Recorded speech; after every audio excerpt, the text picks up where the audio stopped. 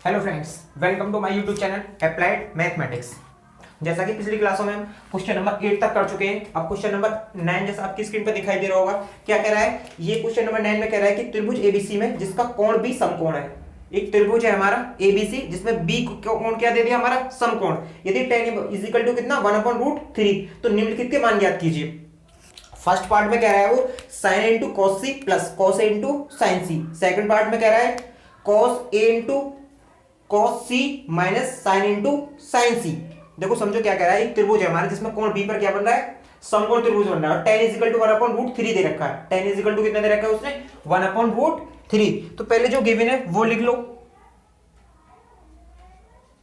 दिया है क्या दे रखा है उसने, त्रिभुज ए बी सी में कोण बी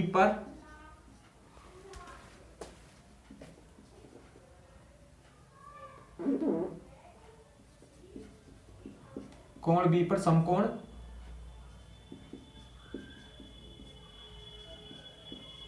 बनता है।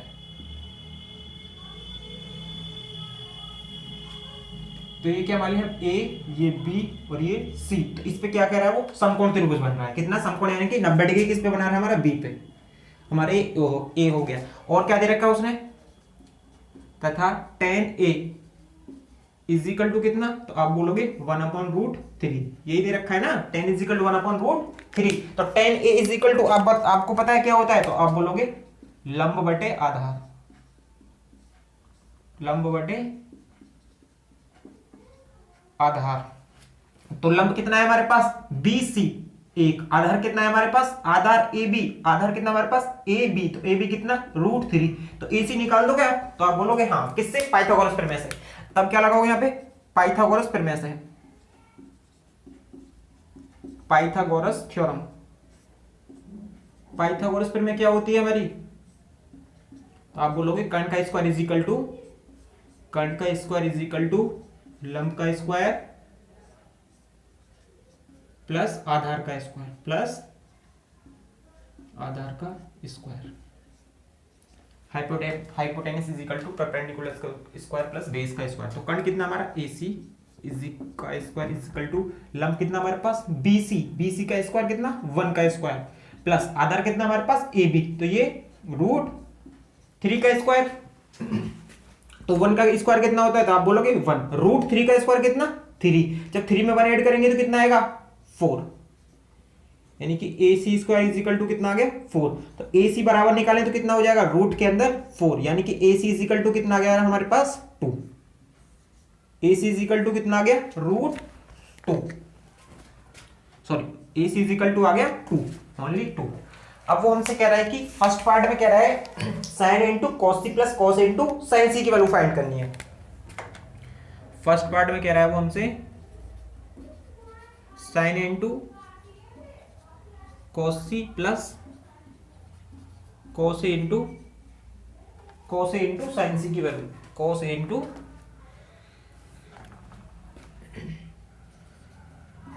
Sign C. Sine A is equal to क्या होता है, तो आप बोलोगे लंब बटे कर्ण। लंब बटे कर्ण यानी कि लंब कितना हमारे पास BC, कर्ण कितना है हमारे पास AC। तो ये कितना BC बटे AC इंटू कॉस सी बराबर कितना होता है, तो आधार बटे कर्ण। आधार कितना हमारे पास AB बटे कर्ण कितना AC plus cos A is equal to, अभी तो बताया मैंने कितना होता है, आधार बटे कर्ण। कॉस ए लेंगे एंगल, सॉरी सी के लिए क्या हो जाएगा cos C is equal to कितना, आधार बटे कर्ण। तो आधार कितना है हमारे पास BC। एंगल C के लिए आधार कितना हो जाएगा BC। तो मैंने गलत लिखा है थोड़ा से, आधार कितना हो जाएगा हमारे पास BC। और कर्ण तो फिक्स है हमारा AC। फिर कॉस ए, एंगल A के लिए क्या, आधार बटे कर्ण। आधार कितना हमारे पास AB, कर्ण कितना AC। साइन सी के लिए साइन कितना होगा हमारा, लंब कितना होगा हमारा AB और कर्ण कितना AC। तो सबकी वैल्यू आपके पास है, तो पुट कर दो इधर, जरा समझो, इधर ही रख दो। BC अपॉन AC की वैल्यू, BC अपॉन AC की वैल्यू कितने हमारे पास 1/2 into BC upon AC, BC की वैल्यू कितनी है 1 बटे AC, AC की वैल्यू कितनी है हमारे पास AC 2 प्लस AB बटे AC, AB बटे AC सेम है, तो AB की वैल्यू कितनी है हमारे पास √3, AC की वैल्यू कितनी 2 इंटू √3 अपॉन 2। मल्टीप्लाई कर दो जरा, देखो जब 1 की 1 में मल्टीप्लाई करोगे तो 1, 2 की 2 में करोगे नीचे डिनोमिनेटर की हर में गुणा करोगे ना तो कितना हो जाएगा 4 प्लस √3 की √3 में मल्टीप्लाई करोगे तो कितना आएगा 3, 2 की 2 में करोगे तो 4, जब 3 में 1 जोड़ोगे तो कितना आएगा, आप बोलोगे 4 क्योंकि डिनोमिनेटर सेम है हमारा, तो ऊपर कितना हो जाएगा 1 + 3 अपॉन 4, तो 4 अपॉन 4, तो कितना आ गया हमारे पास ये 1, जब 4 से 4 में भाग दोगे तो कितना आएगा 1। ओके, आई होप आपको ये समझ आया होगा। अब जैसे कि सेकंड पार्ट में क्या कह रहा है, सेकंड पार्ट में कह रहा है कि cos A into cos C minus sine into sine C की वैल्यू याद कीजिए, cos A into cos C minus sine into sine C की वैल्यू याद कीजिए। सेकंड पार्ट देखो मैं इधर ही लिख दूंगा, cos A into cos C minus sine A into sine C, समझो जरा यहां से cos A बराबर कितना होता है आधार बटे, अब बोलोगे आधार बटे कण, A आधार कितना हमारा पास AB, कण कितना है AC into cos C is equal रहेगा तो वही कितना आधार बटे कण, C के लिए आधार कितना हो जाएगा प्लस BC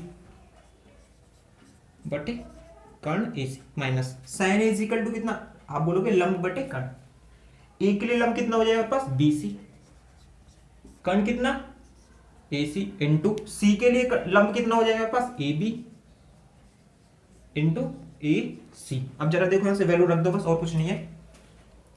AB की वैल्यू कितनी है हमारे पास, तो आप बोलोगे √3, AC की वैल्यू कितनी है हमारे पास 2 इंटू BC की वैल्यू कितनी है, देखो जरा वहां से BC is equal to 1, AC is equal to कितना है हमारे पास 2 minus BC is equal to कितना 1, AC is equal to 2, AB कितना है √3, AC कितना है हमारे पास, तो आप बोलोगे 2, जरा समझो 1/2 1/2। चलो एक स्टेप और लिख ही दे रहा हूं आपको समझ आ जाएगा। √3 की जब 1 में मल्टीप्लाई करेंगे तो आप बोलोगे कितना आएगा √3, जब 2 के 2 में मल्टीप्लाई करते तो कितना आता है 4 minus √3 upon 4 is equal to √3 upon 4 minus √3 upon 4 कितना होता है बताओ जरा, बोलो कितना होता है, तो आप बोलोगे 0। ओके, सेकंड पार्ट की वैल्यू कितनी आ गई हमारी 0। आई होप आपको ये समझ आया होगा। आप ये नोट कीजिए और आप ये अपनी नोटबुक फेयर वगैरह बना लीजिए, उसकी प्रिपरेशन कीजिए अच्छे से, एग्जाम आने वाले हैं आपके। ओके, मिलते हैं नई क्लास में आपके साथ नए क्वेश्चन के साथ। Okay, bye.